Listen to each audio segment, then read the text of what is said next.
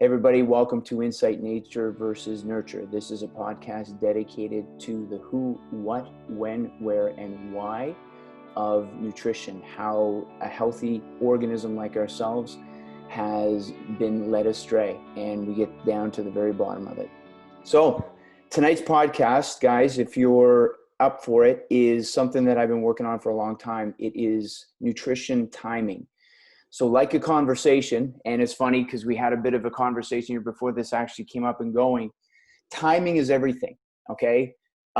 Something said at the wrong time, like food introduced at the wrong time, no matter how well-meaning it is, can be inflammatory if the other person isn't in the mood to hear it, okay? And food is no different. Just because a food has a lot of nutritional value does not mean it's healthy for the organism consuming it. And this is something that I think we've overlooked over a long period. We are omnivorous, meaning we eat both herbs, right? We're herbivores, right? We eat plants, and we're also carnivores. We have the digestive systems to support that. But no one's really asking as to how the food should be introduced. You know, when you look at mammals around the world, okay? Mammals as a species, you don't see them eat two things at the same time. Like you never see a carnivore eat a gazelle and then go and have some veggies with it or some grain, right? And the same, right? Chimpanzees, our closest living relative, you don't see them eat from a very convoluted plate. You know what I mean? A stacked plate. So anyway, what I'm getting to is that we are the only mammals on God's green earth that put everything on one plate and let the digestive system sort it out. We're not thinking in regards to how the body functions from day to night, what our bodies are put through the day, how we change biochemically throughout the day. Our chemistry is different in the morning than it is in the evening. And there's lots of studies that support that in terms of insulin, in terms of testosterone, right? Our moods, fatigue level, stress level, all these things, they can influence how the body perceives the food coming in. So what I've been looking at over the last probably close to 10 years now is, does that make a difference? Because it all started off, and Joel, you can, chime in on this because you probably know a lot about this, and Ben as well. Greg, you probably have heard about it in terms of training, but it's that anabolic window. We'll start with there, and then let's start using that as a purchase point for this for the podcast. Sure. It's like, so for a bodybuilder, they say eat within an hour of your workout for better absorption. Yeah. Is there, some people say that it's true, but some people say there's not a whole lot of truth in that. What's your exactly. It depends on who you're talking to. Now, when you look in terms of evolution, the reason why the body is so tuned into nutrition after you've just expended a shit ton of calories, burnt a bunch of glucose, things like that. Think of the hunter-gatherer, right? If you don't eat within a certain time frame after you've expended that type of energy, after that adrenaline rush, right? Then really what's happening is, because the body sees in different contexts than our eyes and our mind does, the body feels like, okay, you shit the bed. You didn't successfully hunt, right? So the gazelle got away, or the deer, or whatever it was that you're hunting. So the body then goes into kind of a self-preservation mode. It slows its metabolism down because it now needs to live and hunt another day. Whereas if we're eating soon after the expenditure, then that's usually an indicator that the hunt was successful, and it's more like a reward. And that's where these hungry cells, that term, the hungry cell, comes from. And that's why we need less insulin in order to absorb nutrition after we've just expended a whole bunch, after we've had those hormones released, cortisol, adrenaline, all these things. Does that make sense? It makes sense. And actually, I find it's kind of cool because a lot of things that are healthy for us, a lot of practices or a way to eat or things that we do that they say is good. For example, the cold shower. They're all things you can relate to our ancestors. They're all things that they did, like back in the day, they didn't have hot showers. And now now people are just going back to cold showers. They say it's good for your skin, it's good for your heart, it's good for your brain. A bunch of things, right? Yeah. And same goes with intermittent fasting. Our ancestors didn't have a fridge full of food right off the bat in the morning. They had to go hunt and gather food and then eat later in the day. So they were doing the intermittent fasting, right? So a lot of Exactly. these things that we do nowadays that is for fitness or to be healthier, we actually did all of these things back in the days, right? So it's oh, go ahead, Greg. Sorry. Well, I'm glad you brought that up, Joel, because I was going to say, so what happens to the intermittent faster people that want to work out in the morning but want to keep their fast till lunch or whatever, and they're not going to get food an hour after their workout? Do you mean? So does that kind of flip intermittent fasting on its head then, more or It less, or? it does for that instance, because of the fact that it's just, biochemically, they'll just have to change their fast to a different point of the day. They may have to cut their eating early in the evening, Does it earlier, and then fast that way. does it matter the type of exercise they do though? So, for example, like cardio, would cardio be differ than weight training Yeah. on fasting? Do you know what I mean? Like it's an anaerobic workout as opposed to a muscle workout. I don't know what you call that, but No, you're bang on, and that's a good point. And this is kind of where we're taking it to the next level. And this information is going to be probably like 2 years ago was about 5 years. So about 3 years from now, you're going to start seeing a lot of this information come to the forefront in regards to. So when you're done exercising, exercise of any sort, whether it's cardiovascular or whether it's muscle, you're still breaking ATP. You're still burning a lot of glucose, and our body's primarily the muscle runs off glycogen. So the primary fuel source after that would be kind of a fruit-based type meal afterwards to replenish your glucose stores, to be able to drag the carcass back to the village or whatever. And then in the evening, they'd feast on the kill, right? And then they'd have this highly anabolic time where they'd eat this and their body would repair itself, hormones would regulate, right? The body would go into this anabolic positive nitrogen where the muscle could regenerate. They grow bigger, stronger muscle because the body saw the hunt as, I almost bit the dust on this one. I was almost not strong enough to take that deer down or climb that hill or climb that tree in order to get that, right? So it gives the body time. And Joel talks about this in his training about taking time off to recover and how the body does, how that's where muscles develop. It's stimulated during the workout and then it's developed during the time off. So it's a very highly anabolic time. But the thing is that glucose it's the second best source of glucose for the body is actually protein. So after you've expended that kind of fuel, it's really, really important to get that back into you immediately. You could do it through protein, like everybody drinks that protein shake after their workout as an anabolic, right? But the thing is what it does is it prevents what's called catabolism or catabolic, right? It prevents your liver from breaking down muscle, the amino acids into glucose. So really that shake that you're downing after a workout, it's a sacrificial lamb. It's actually just surging protein into your system so the body doesn't delve and jump into its own muscle tissue, break that down in order to appease its liver glucose. Because remember, guys, the liver is your brain function, it's your heart, it's your lungs, right? It runs all of the autonomic systems. So those are the number one priority, right? You can't lose consciousness. You still need to be able to think on your feet, right? You still have to be aware. So that's where the protein comes in. But in our day and age, we've got access to fruit. And fruit is an incredible post-workout. It gets vitamins and minerals, gets the glucose into the liver, so the liver's not even thinking about breaking down the muscle. And then you can carry on, and then you can start, you can gorge on that meat at night and then become highly anabolic at nighttime. So would you be better off getting the fruit then rather than the protein drink? Doesn't that make protein drinks kind of gimmicky? Because if you want the most secure source of glucose that you can get, and if you're trying to break down proteins into its amino acids, then you're using more energy to get that glucose.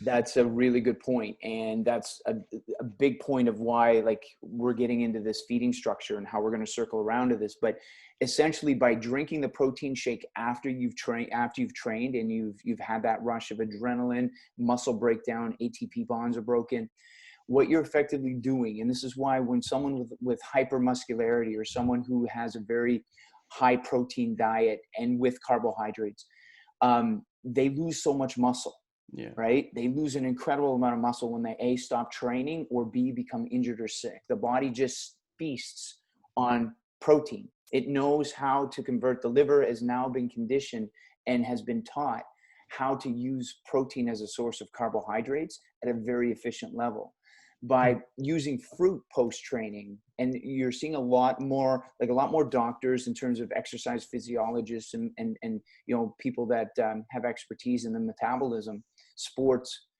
in specific. You're seeing now, there was a video I put up to the page a while back, and there's this nutritionist that is the nutritionist for the Patriots. And he talks about their post-training, like they go out and they hit the field and they do all their training and stuff like that. He's got smoothies lined up for them with names on them. And these smoothies have very little protein. They're more, fruit-based to restore that glucose and glycogen so the body doesn't start feeding off itself. Weird. My coach, football coach at halftime always would give us oranges. Yeah. I never knew why until now. Yeah. Well, actually, that may be anecdotal, but it was something that in high school, I used to play high school basketball. And when you'd go to a tournament, you'd see that the people who went out and had pizza for lunch, like at a big pizza party, and then the difference between those guys in the second half or coming back to the tournament versus the people who, still eating out, but eating Subway rather than pizza. You notice a world of a difference between how they're acting, or even for the second half, like in the same game, if you have orange slices at halftime, you have more energy for the second half of the game. Yeah. It's easier digested. Like a lot of up to 35% of your blood supply 23% of your blood supply, I believe is the accurate number, can go to your digestive system for digestion, right? So your gastrointestinal tract draws that kind of, that's why for years, guys growing up, they'd say, don't eat a big meal and then go swimming, because of the potentiality of cramping. Yeah. So this is it, like orange slices, like those things, they're very easily assimilated by the body. They don't create a lot of digestive, effort, or they don't need a lot of digestive effort, and they fuel the right spots. And plus, anything with vitamins and minerals in it, the body's going to want, right? Because again, I'll go back to that box. If there's a diamond in the box, you're going to tear open the box. But if the box is there and it's pretty much empty, or it's empty, there's nothing in it, then you're not going to bother to open it. And this is where a lot of those empty calories and stuff, they're fuel, but the body still has to process it. And like we talked about in previous podcasts, when your body's adrenalized and you're in flight or fight mode, your body couldn't give a shit about food. Like it just doesn't think that way. It's not it's not in digestive mode. That's why. Go ahead, Greg. Well, I want to circle back to intermittent fasting and more, because I'm not sure to say I'm not sold, but isn't the point of intermittent fasting is to get rid of your glycogen stores or whatever, so you produce the ketones? So wouldn't it make sense to do the workout fasted because you're burning them up more? Intermittent fasting isn't necessarily a ketogenic thing. A lot of it, right? Yeah. What it does is it enhances your body's, it's like working in a very loud environment, Greg, and then taking a day off and then going back to the loud environment. You can almost focus a little bit more because you have that downtime. Like you're just not overstimulated. If anybody in this group has ever spent more than 3 or 4 days in Vegas, you'll understand what I mean. It just, after a while, it just too much. Yeah. And isn't there a lot of benefits for your growth hormone level? So in the morning, I read up a bit on it. So I guess in the early hours of the morning, you get a surge of growth hormones. And then when you break the fast, you kind of break that up.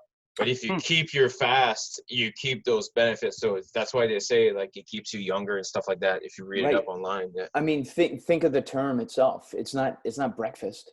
It's break fast. Right. Yeah. So you said that to me before, man, and I was like, my mind was blown. I'm like, wow. So that's what they call it, break fast. What? Right? Yeah. It's just one of these things, guys. Like you don't have to eat as soon as you get up, but this is what the establishment wants us. Right? Because if you get up and you start eating earlier, then chances are you're going to eat more food during the day. So your caloric intake is going to go up, which means you're going to buy more groceries. So that's where a lot of the thinking is. There's a lot of cultures out there that don't eat when they get up. They eat later in the day. And then, they may have supper at 9 o'clock at night. I know I've worked with this gentleman from Morocco. And, in Morocco, they eat at 11 o'clock at night, and then they go out and walk around until about 1 o'clock in the morning, and then they go to bed, and then they get up for work the next day, and they eat their heavier, more protein rich meal in the afternoon before they have their 3-hour siesta. So that's really their recuperative sleep, because they sleep through the heat of the afternoon. And then they get up, they go back to work for another couple of hours. Then they come home and Morocco was, one of the murder capitals of the world, but in terms of, diabetes and heart disease and those other chronic issues that we're dealing with, it's very low. And other cultures like that as well. Mediterranean, restaurants in the Mediterranean often don't open until 9:00 at night. So well, it really reminds me of the time I spent in Honduras. Like, we worked really hard when we were down there. We built water storage units and latrines and put on clinics and stuff. But it was something that, I noticed culturally that they were sort of slow to rise. First thing in the morning, we were like, all right, we're ready. Sort of in Western culture, we're more, let's go, let's do this. 8:00 in the morning, we're going to go, hit it hard. Whereas they were like, we're going to have a coffee. We're going to have a little non-bread. We're going to eat just a little bit.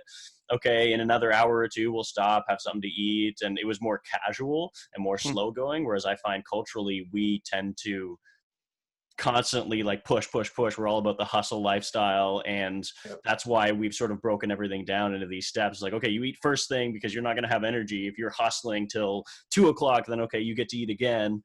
Right. Yeah, and eating itself is inflammatory. Like, you're introducing foods with pathogens and all these things. Like, you have no idea how much this 31 feet of digestive hose, this living entity inside of us, needs to break apart. So we'll get back to the whole, timing of your food, right? Everybody is a different mood, right? I get on here and I was ready to chew Greg's head off because of computer issues. And, at the end of the day, guys, like, and this is it, like, I've got a different circadian rhythm. I'm up at 4:30 in the morning and I'm ready to rock and roll. And it's who I am. Yeah. And I was watching this cool, thing on Netflix, documentary, and it was all about genes and things like this, and how some people have a gene expression that only allows them to the need to sleep 4 hours in the evening. And it's an actual gene that you can turn on and off. Like, they've isolated this gene. So everybody's a little different that way, but it's the circadian rhythm. So, but as much as we do have those differences, we are still mammals, and we're still omnivores, right? So really, I guess what I want to get into in this podcast, like, there's so many other avenues, like with so many other podcasts we can jump into, but really, if we get down to the fundamental human element of it, so say we call this the human diet, all right? We get up in the morning. During the day, guys, our bodies, and as Joel mentioned, right, our bodies are very hormonally different in the morning than we are in the evening. All right. In the morning, like when you sleep, for example, you've got growth hormone, testosterone, progesterone, like all these things start to manifest themselves at night, because that's when you heal. All right. And then they're peaked in the morning. Testosterone, everything like that, everything's at its peak in the morning. And then there's the decline as the day goes on. So what we need to start looking at is the day. The day itself is not where we're going to fix anything. Like, you cannot fix a car when you're driving it. So essentially it's the commune, all right? The day, the body is focused on movement, avoiding predators, minimizing damage. So think of it like driving your car to the office. So the job of the body is to get from the bed back to the bed. And during the day, we're fueling that process. So I like to call the daytime the herbivore time, because when you watch a herbivore eat, right? When you watch a gazelle eat, a cow, a horse, any mammal, eating. They're constantly eating. They're grazing all day, but they're also alert. They're standing. They're awake. When you watch a carnivore eat, the carnivore goes to sleep soon afterwards, rests, falls over, lays down. Okay? Because of the immense digestive processes that are associated to breaking down other animals' fascia, their flesh, right? So this is kind of what I'm getting into, is that, and I've seen this in some of the practices with previously in working with companies, because we were working with a situation called presenteeism, where employees after the time of 2:00 in the afternoon are useless as tits on a bull. Like, they just sit there and basically drool and try and stay awake until the Fred Flintstone whistle blows. Yeah, I was gonna say this guy. That's me. Right? So I worked with a few of them and convinced them to go vegetarian, go plant-based during the day. And so when they went for their sub, instead of having a meatball sub, they had just a veggie sub. And man, they could not believe the energy difference, because a lot of us were thinking carbohydrates were making us tired. And here, guys, it's really going to friggin' blow your mind. In China, okay, recently, in 2000, China wasn't even on the radar for type 2 diabetes, okay? In 2000, and I think it was 17 or 18, they climbed to the top of the charts, all right? 1 in every 8,000 was being diagnosed with diabetes, okay? Wow. Over lesser than a 20-year time frame, they jumped from, minor leagues to major leagues. And here in Canada and the US, and I think Great Britain, we're 1 in every 7,000. So that's a massive jump in a very short period of time. So China started to look into it because they see diabetes as crippling the economy. It's decimating the workforce. It's huge. It's a parasite. So they started to look at, of course, carbohydrates, and they started to say, okay, well, it must be the rice that we're eating. And then, people started to shake their head a little bit. Well, we've been eating rice since we've been Chinese. Why is it over the last 17 years, 18 years that this has been such an issue? What has changed in the rice? And the truth is, it's a little bit more refined, but not a whole lot has changed. What they did notice was the increase in protein that they've had over the last 20 years. They've had almost a 40% increase in protein intake, both through chicken, beef, and pork. And what's happened is they've added that protein to their pre-existing carbohydrates. So they've created this concoction, so the Western influence. So what they did is they separated the two. So they used a large portion of rice, and they saw the insulin spike, and the insulin spike was, it was regulated. It was very curvy. It was exactly the way it should react. The same with protein. When you eat protein, you get a mild insulin reaction. You put the two of them together in those proportions, because Chinese, when you eat legitimate or authentic Chinese food, there's very small amounts of protein, right? And some flavoring and things like that. Like chicken fried rice would have very little chicken in it, not enough to cause that issue. So not too big breasts of chicken. Exactly, right? We would right. have. So what they found is you add enough protein to that concoction, and you can get upwards of about a 500% increase in what's called your IGF-1, insulin-like growth factor, all right? Which is massive. So these people are becoming insulin resistant because of the fact that now insulin is massive. They're using truckloads of it, and their bodies just aren't used to handling it. It's brand new to them, right? The same way as if you introduce alcohol to an Aboriginal population, there's going to be a much higher probability of alcohol abuse and issues, right?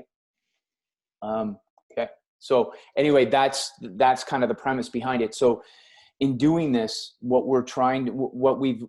that study revealed to me is that, okay, we've got to maybe separate these two and see if we can get the body to absorb them a little better. So at the end of the day, you guys have all heard me talk about macros. We need a certain amount of macros at the end of the day. And that's true. And that's great that everybody's realizing that, but we never really thought, how does the body absorb those macros? We're just giving it to them. So imagine you guys giving me a computer and saying, okay, Neil, you need to do this. Right? Right? Has anybody seen that scene from Zoolander where they're beating on the computer? It's inside the computer. Right? Right? And then, but that's how the body is starting to look at the food, is we're throwing everything together. And we've got a compromised digestive system. We're older. We've dealt with environmental things. We've had medications. We've had like all of these things, guys. So by separating those two families, thinking of your day in terms of a herbivore part of your day and a carnivore part of your day, it's absolutely crazy. And intermittent fasting actually supports this, because what it's showing people is that they need less protein than what they've been actually taught. And all you need during the day is an adequate amount of plasma, like amino acids circulating in your bloodstream to prevent muscle breakdown. And as we've discussed in regards to plant-based versus carnivore, right? Plant-based is incredible. Plant-based protein is incredible for maintaining muscle mass. It's incredible for keeping inflammation down. It's incredible for performance, but it's not incredible for building, right? And right? All these clowns that are on there at 315 pounds of ripped mass, they didn't get there by being plant-based. They're maintaining it and maybe even getting stronger, but they're not adding actual muscle tissue, right? They didn't create that mass through that. They're supporting it through that. So again, this is something that I've been toying with for the last 10 years is, going at that level. And that's where I'm looking at eventually maybe bringing the meal planning is, okay, let's start to feed people more in the morning and more protein rich in the evening. So you have that recovery meal. I got a question here for you, Neil. Is it because the plant-based protein doesn't have the full amino acid profile like a meat-based protein would? It does to a certain extent. There's two of them that are missing, and but the thing is they can be substituted, and and also the B12 issue. See, B12 is not something that's found in the animal flesh. Right. The animal bacteria, isn't it? Exactly, it's a bacteria that the animal creates from eating plant-based. So we eat vegetarians, so to get B12. Okay, because I was gonna say if someone wanted to go more plant-based but still wanted to build more muscle, could you add a amino acid supplement to kind of complete the protein to help with this? Yeah, you could, but I mean, they're still very complete. Like there's trace amounts of amino acids, or the profile's a little different. But honestly, like you could sustain, it's amazing to sustain muscle mass. It's really, really, and what it does too is it creates that avenue where your body's supported in terms of glucose. So you're getting adequate glucose, you're not carbohydrate phobic. And then at nighttime you can eat, and it creates responsible use, because the amount of protein that we're eating all day long, like getting chicken breasts at lunch and a bunch of eggs at breakfast and stuff like that, there's a large potential that that's actually being burnt. It's not being used. So we may think we're getting, 245 grams of protein, but really we could be only getting the 4 ounces of protein that we're getting in the last meal. So the 4 ounces of chicken breast that represents 30 grams of protein. We may only be getting that from the last meal. Whereas if we took the eggs and we took the Greek yogurt or cottage cheese and we had that chicken breast and we ate that in the evening, the body would take all of that and use it instead of burning it during the day, because it's in a movement type.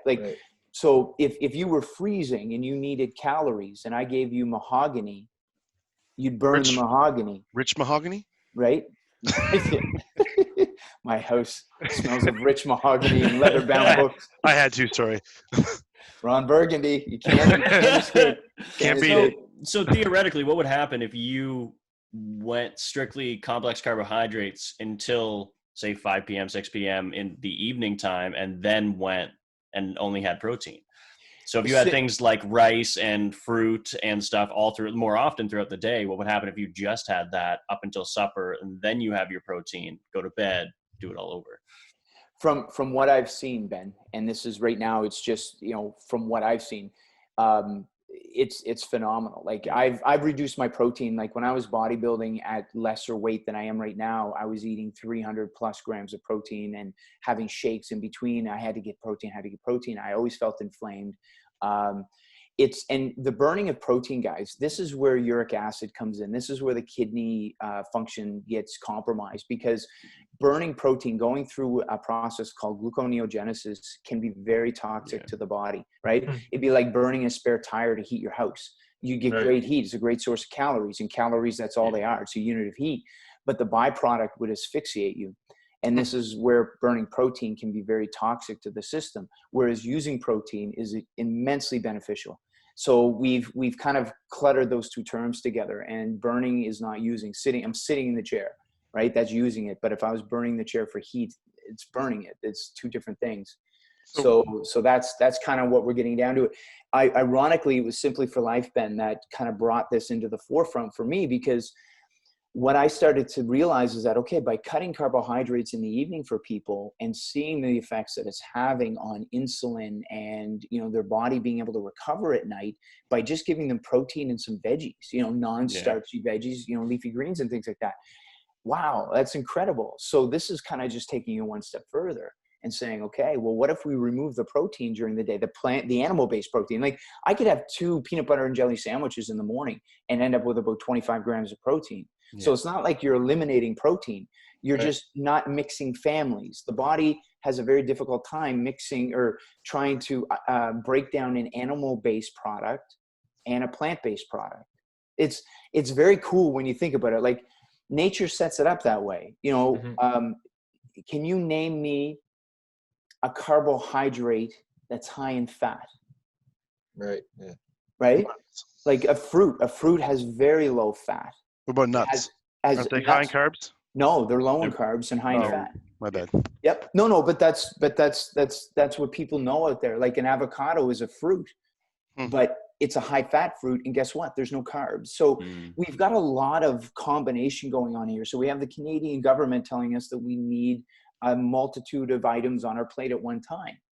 And it's like listening to 3 conversations at the same time. You know, they can argue that they told you. So, you know, 3 people are telling you different things and none of that shit gets done. Yeah. And then they get mad at you because, well, I told you, but they didn't tell you in a way that you could actually understand. And I think that's why obesity being classed as malnutrition, I think, guys, you know, a big part of our body not getting the food, not getting the nutrients from the food is in part the way that we're introducing it. Like we discussed previously in regards to water.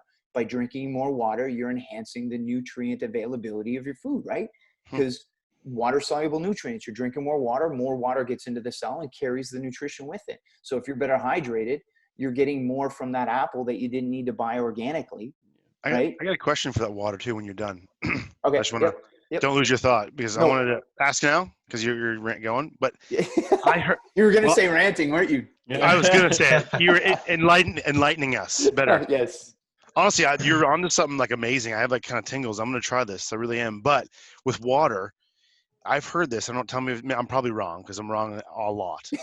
But mixing water with food can dilute your stomach acid. And then your body has to. So is that real? Yeah. Yeah. It can. On a wives' tale? Yeah. Oh, okay. Yeah, it can force the food into like it dilutes the digestive juices, the acid. So is it bad then to do that, or would you? Well, no, to sip. I mean, I don't want you choking on your meal or anything like that. But I suppose though, but if you eat an apple, I don't have to drink a glass of water after. It's tons of water in it. I don't. Yeah, exactly. Yeah. So I mean, sipping on water while you're eating a meal is great. Like if I watch my dog eat, the dog doesn't eat and drink at the same time. It'll eat and then it'll have water afterwards. But eating and drinking at the same time, you know, it can. Yeah, I've always found it weird. I've never been the type of person to be able to like sip away at a water bottle all day. It's like I come to a time when I'm thirsty and then I drink like 1.5 liters and then I move on with my day. Like that's how I get my water in big one go. Yeah. Ben's an acute water drinker. And again, everybody's got a different metabolism that way. But the thing is that what that could do is flush a lot of stuff out, because when you go up to a toilet bowl, say for example, and you have a bucket of water and you pour it in aggressively, you just dump it in, the toilet flushes. There's a lot of water moving through. But if you take that water bucket and you pour it in slowly, the basin level never changes, but the water volume is still dealt with, right? So by you drinking too much water, and that's where the scary, social media posts and things like that have happened regarding people drinking too much water. And really it's been too much water at one time. Now again, like water, that's a great example, Ben. Water being a macronutrient and really important. So if I drink all my water at once, that's dangerous. But if I drank that same volume of water and spread it out, it's less dangerous. So really spreading your food out throughout the day and timing it differently can mean everything to your body in regards to it being pissed off that you took the food in and not ready to absorb it and not getting the nutrients from it because it's not ready. It's not listening. It's not receptive, right? You are not what you eat. You are what you use. So if you wait for that opportune time and you introduce the food properly and the right food, then you're going to get higher, permeability. So, information is useless without comprehension, and food is useless without absorption. And we're malabsorbing our food, and we're all becoming fat because of it. And we're all becoming inflamed because the food is getting in our butt and passing out. In our butt? Of the butt. In our gut or our butt? Oh, no, it's entering our butt into our large intestine, right? Our bowel. And it's not being absorbed on the way down. So we're basically just shitting our food out. And people get upset that they're not pooping 2 or 3 times a day. Like, what's wrong with me? I'm like, dude, that's a good thing. Because it means you're using more of it. So if you're defecating, a couple, once every day or once every couple days, that's a good thing, guys. That means you're not wasting as much. I'm, Go ahead. I'm fully on board with this. I'm going to try this, but Yeah. just an example. So I usually skip my breakfast and don't eat until lunch. And I have 4 hard-boiled eggs with a bunch of broccoli and an apple. Should I cut the eggs out and just eat broccoli and apple? Well, you're And going to then need starches and stuff Yeah, too, you've Greg. got no Like, carbs there. yeah, I hate like, carbs. right? But no, and Greg, you're the everyday person. You're the Right. person out there. So you remove carbs from your diet, and the body now sees carbs as a commodity, as a scarcity. So when you introduce carbs, your body's going to start storing it. You have enzymes that break down. You have amylase, protease, lipase. Like these things break down fats, proteins, carbohydrates. Now, when you remove your carbs from your diet, then what happens is the glands that release these carbs, they get lazy. The same way as if you don't use your arms start to atrophy. So these things start to atrophy. And then we've seen it with Atkins. You go extraordinarily long amounts of time without carbohydrates, and then you introduce the carbohydrates. Holy shit. Like it could take weeks or months for the body to start learning how to break carbohydrates down again. Meanwhile, all of that is being converted into fat, and you're becoming insulin resistant because the whole mechanism's off, right? It'd be like Joel not training his upper body for, a year and a half, and then going into the gym and trying to lift the weights that he used to lift when he was training his upper body, and he'd be crippled. So, but isn't an apple a carb, or like is that not enough? It is, but it's not. See, fruit, and again, like this is the scope that Insight goes into. Fruit is 100% broken down by your liver. Starch, like potato, rice, pasta, bread, it's only about 20% broken down by the liver. The other 80% is by the muscle. So like I always talk to people in regards to diabetes, like, they have low blood sugar, and the organ that regulates blood sugar is your liver. The organ that regulates muscle glucose is your muscle. All right. So eating starch to regulate a blood glucose problem is kind of useless, because 20% of it goes to the liver, and the other 80% goes to the muscle, goes to and that's why we're getting so much storage. We're eating so many starch-based carbohydrates and not enough fruit-based carbohydrates. So if your liver is the priority and you need 20, say we'll use 100 grams of glucose. So for every 100 grams of starch that you eat, your liver only gets 20 grams of that. Right? Or every 80 grams, 20 grams. Anyway, you guys get the drift. So you're going to need to eat a shit ton of starch in order to fill your liver. Yeah. Meanwhile, none of us are moving around that much to need that much muscle glucose. That's fuel for your muscle. Right. So where does that go? That goes as body fat. Right to your gut. Right? Whereas if you eat fruit in between your meals, is phenomenal. And this whole grazing mindset, it's a great regulatory process for your blood glucose, which means that you're going to need less starches because you're getting more ROI. Like it's hitting it right on the head. So one apple is giving you more than, 2 bagels in regards to liver glucose. So by keeping your liver satisfied in between, it's preventing you from overeating starches when you should be eating starches. So ideally, like getting up and having a bowl of oatmeal, for example, to get fuel and some berries and things in it, like a plant-based breakfast. And it gets fuel to the muscle and gets electricity.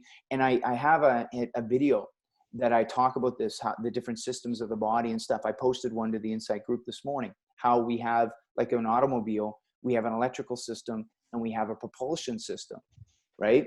And the majority of us today are dealing with electrical issues, cellular issues, neurological issues, right?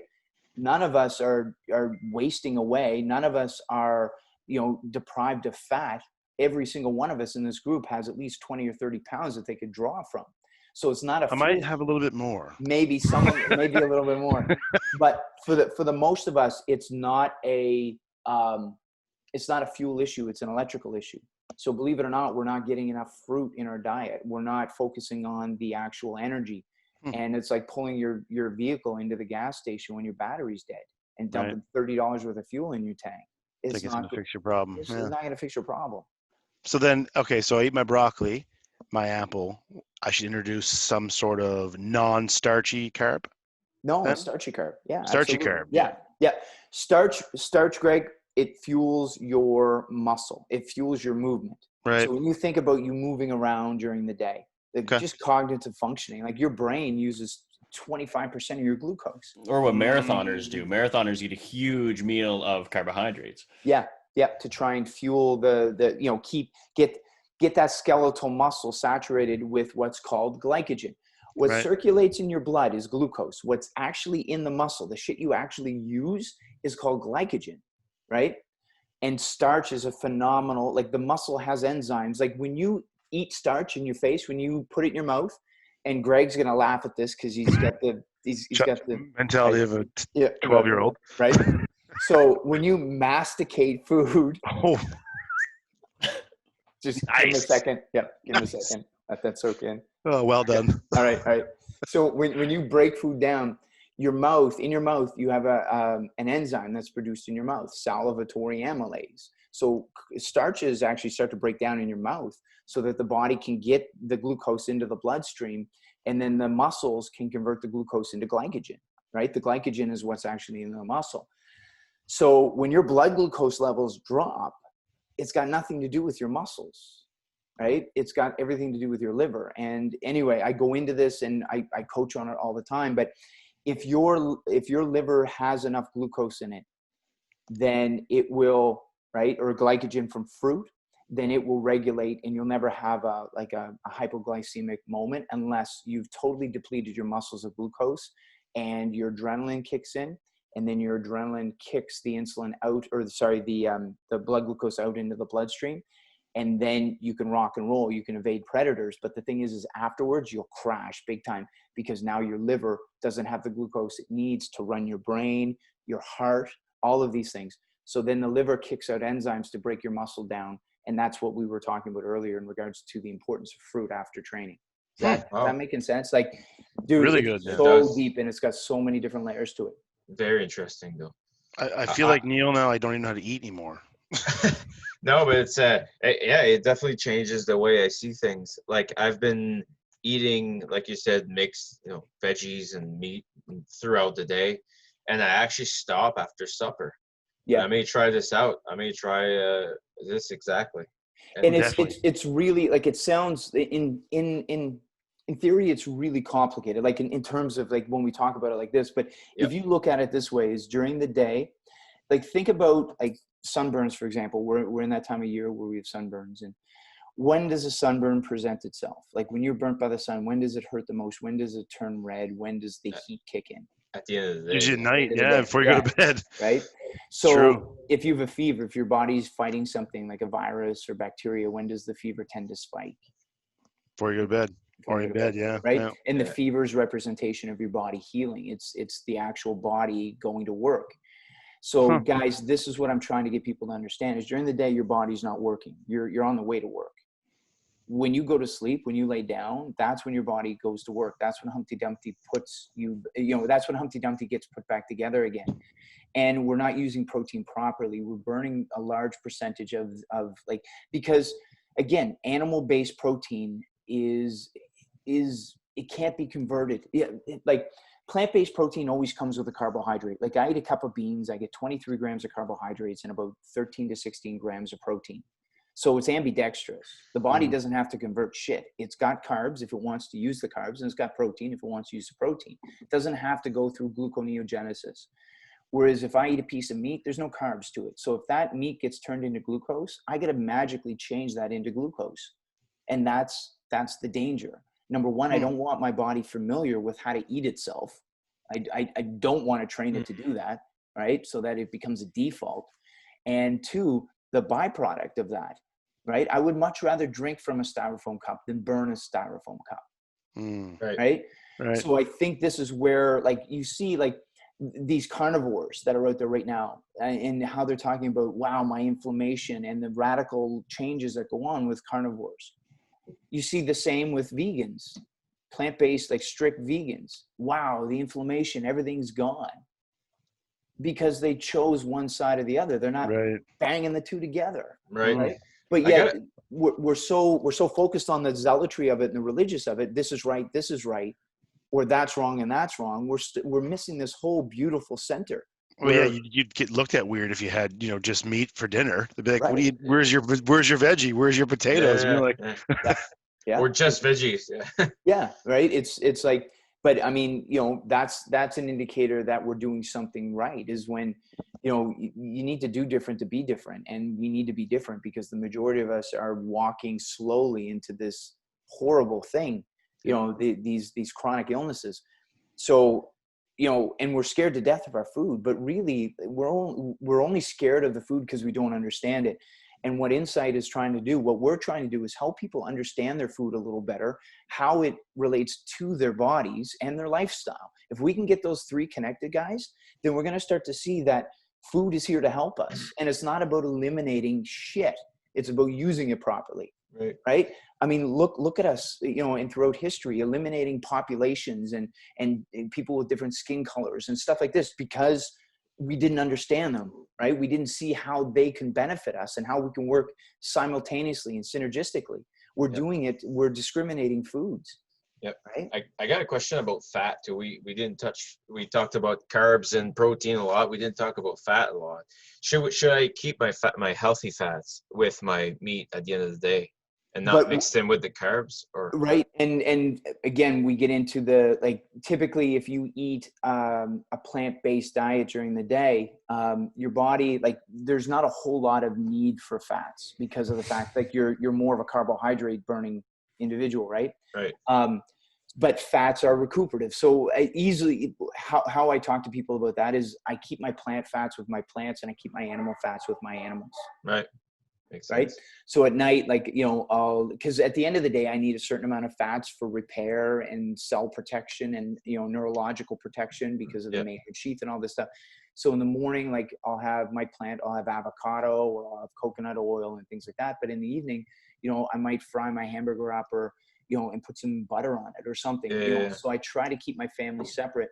Yeah. And again, it goes to that whole biochemical circadian rhythm that we have, is in the evening, our biochemistry changes. And another truth to this too, is that when you wake up in the morning, you have more insulin sensitivity, meaning that your body needs less insulin to partition food and absorb it into the cells. Whereas if you eat that same carbohydrate before going to bed, you need a lot more insulin to get it to where it's going. And insulin is what we're trying to manage. We don't want to overuse insulin because then we end up tanking our pancreas or we become insulin resistant, right? So it makes sense, right? So get up in the morning, we fuel our vehicles before we go on the drive, and then we arrive into the garage with an empty tank and the little gremlins go to work. And then we get up in the morning and we fuel our tank up before we take the commute to work. It's right. We do it every day, but we do it unconsciously. Right. Very scratching his head. My mind is just it hurts. It's just blown. It's to pieces. Right. I'm really gonna try this. So I'm actually gonna do this. I'll be your guinea pig. I'll try it too, actually. It's liberating, and it allows you to, again, it's that human identity. You don't have to really choose what camp. Should I be keto or it seems to be the default these times. But it's good though, because it brings the information to the forefront. It gets people thinking about it. I posted an article or a blurb to the Insight group in regards to what keto has taught me, right?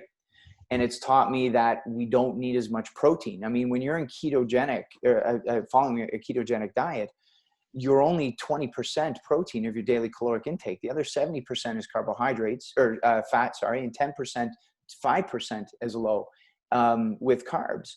So really, how much do we need protein? And, the truth is that myself now at just over 190 pounds, I can function with 100 to 125 grams of protein a day and grow muscle. Right. I mean, I'll be posting videos to the group and even into the public and on YouTube of me doing talks probably about, I'd say maybe 2 or 3 years ago. And I was about 60 pounds lighter than I am right now. Wow. I was plant-based then. I wasn't eating any animal source whatsoever. I was 100% plant-based, but then I started talking about this and getting into it. So I started to apply protein, animal-based protein in my evenings. So I'd get, I'd sit down and have, ground beef at supper time. And then a little later, maybe have some cottage cheese and, so I graze. I wouldn't stop eating. I'd stop eating when I went to bed, but I'd change my right? And so from 2017 to 2020 right now, I've gone from about 156 pounds and about 193. And right, it allowed my body to adapt without all the inflammation and fat gain and stuff. It gave the body what it needed, and it understood how to use it because I was giving it to it at the right time. So what's like a rule of thumb? I remember starting working out when I was young. All that I just wanted to bulk. I wanted to be big arms. So we used to say like 2 grams of protein per pound, but I know now that's not necessary. But like, what number do you go for? The gold standard is about like 0.2. No, the gold standard, like per lean body mass, right? So you don't need to feed your overall weight because there's fat and stuff like that. So you want to look at kind of like your lean body mass. So like, and then go about 0.75 grams of protein for that. That's kind of the gold standard right now.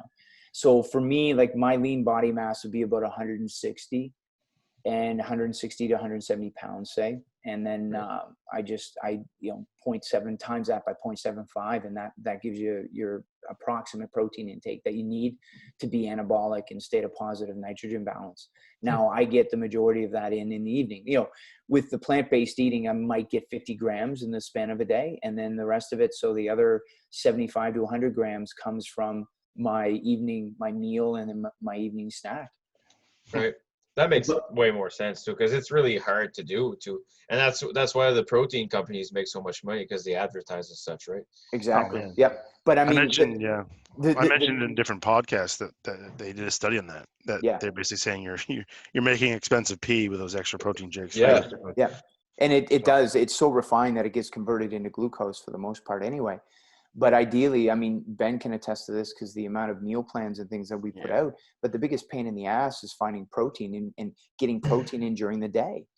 Imagine if you needed to graze all day and you went to work with a bag of food, and you had apples and bananas and some whole grain crackers and some nuts and things like that. And you just grazed on that all day.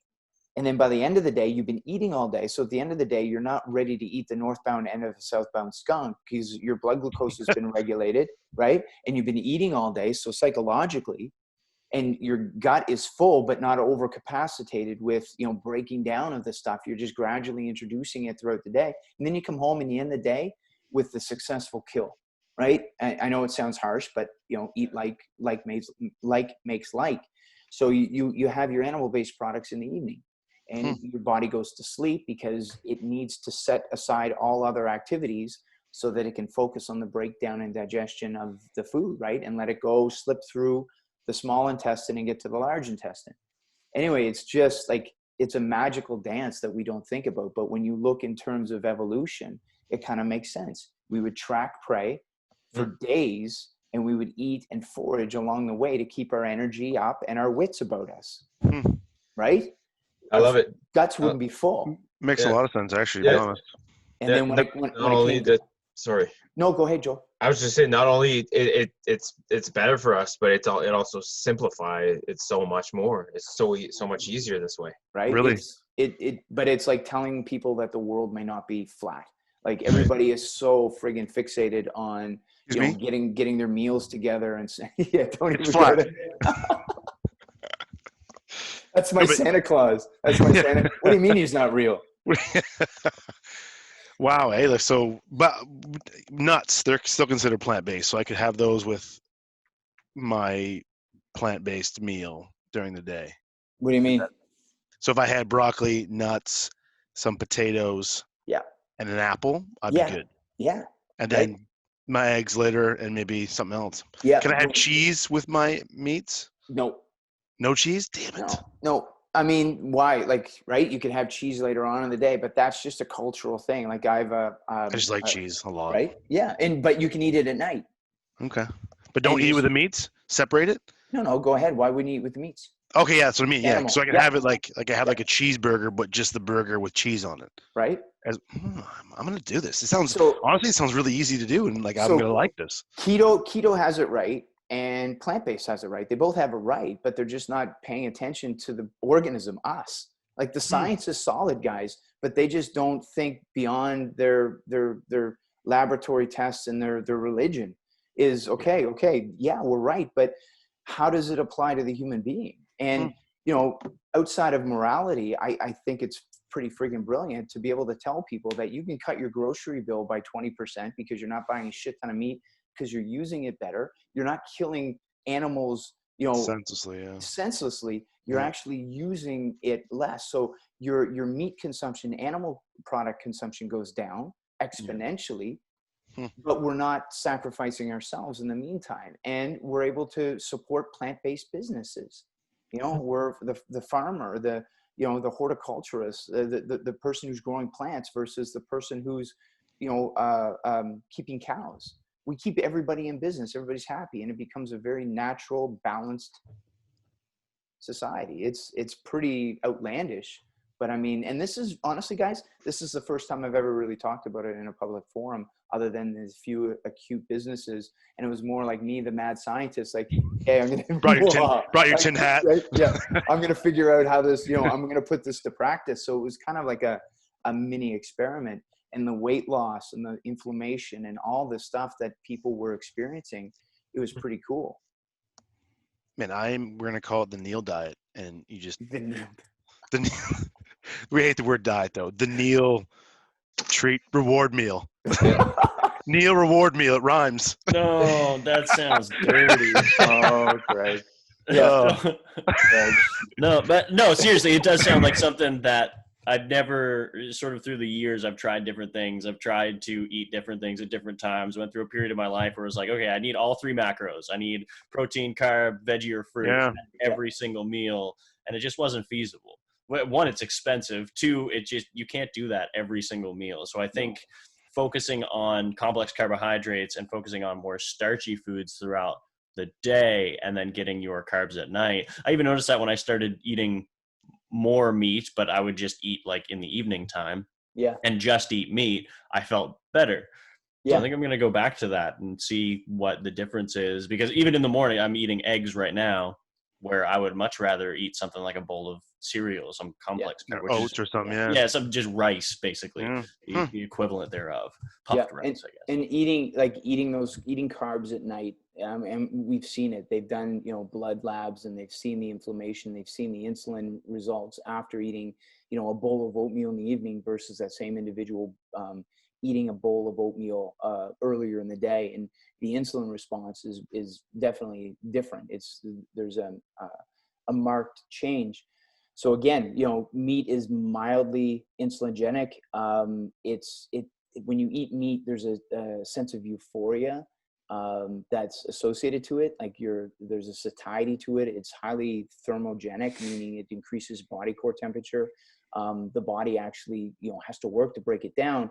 But the thing is that it's when you go to sleep for 6 or 8 hours, there's nothing getting in the way of it. It's just digesting. And then the next day, and this is linked to like colon and rectal cancer as well, like the T. Colin Campbell study done in the China study years ago, saying that people that have a higher meat intake, so more affluent Chinese, had a higher incidence of colon cancer and prostate cancer and things like that than the more downtrodden that didn't have the access to meat. But what they failed to look at was the fact that the carbs were still involved in the insulin. But imagine this, guys, and this is how I explain it to people in terms of digestive processes, is that if you eat meat at night, the meat breaks down and digests through the small intestine, gets to the large intestine, settles in the bowel. And then you spend the rest of the day eating fibrous foods, enzyme-rich foods, right? Imagine a tube, and you can see through the tube, and you've got these scrubbing bubbles coming down in behind after all the hard work and breaking down of muscle tissue and the highly acidic environment that it needs and stuff like that. So it's almost like these scrubbing, massaging bubbles come down through the digestive system, add the bulk that is needed in the bowel, because the bowel is a volume-based organ, adds the roughage and the insoluble fiber, the insoluble fiber all goes down, and then removes all of the toxic sludge. Like carnivores have very short digestive systems, right? Very much like our large intestine. Our large intestine is very much shorter than our small intestine. Our small intestine is smaller in circumference, but it's very, very long and complex, like a cow's digestive system or a herbivore's digestive system.